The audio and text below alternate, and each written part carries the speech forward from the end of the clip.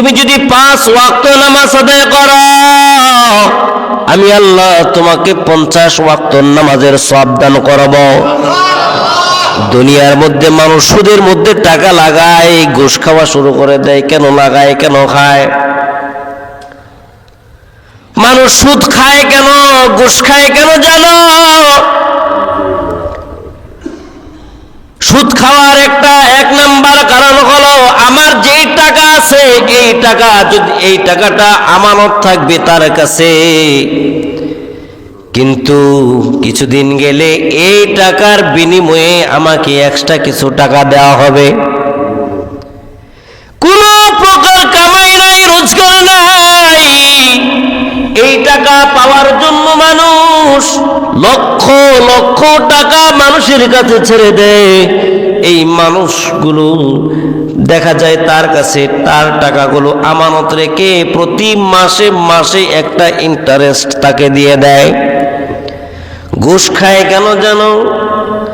ঘুষ খায়, তার যে বেতন আছে বেতনটা ঠিক থাকবে, বাকি যে উপরের উপার্জনটা আছে এটা দিয়ে স্ত্রী বাল বাচ্চার জন্য বাজার করবে।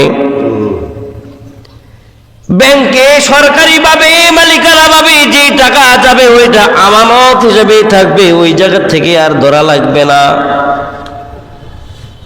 আর যে টাকাটা আমি এক্সট্রা পাবো ওই টাকা দিয়ে আমার সারা মাসের খরচটা চলে যাবে। ঘুষ খায়, সুদ খায়, এই জন্য টাকাগুলো তার মধ্যে বৃদ্ধি পায়।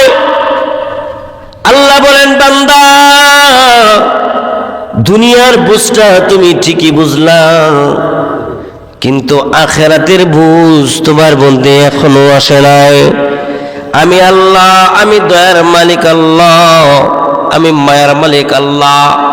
যে বান্দা নাকি 5 ওয়াক্ত নামাজ আদায় করবে, আমি আল্লাহ যে ওয়াদা করেছিলাম 50 ওয়াক্ত নামাজের সওয়াব আমি তোমাকে দিব, আমি 1 ওয়াক্ত নামাজও কম দিব না। 1 ওয়াক্ত নামাজের সওয়াবও আমি আল্লাহ কম দেব না রে। আমি আল্লাহ তোমাকে 50 ওয়াক্ত নামাজের সওয়াব দান করব। আরো জোরে বলেন সুবহানাল্লাহ।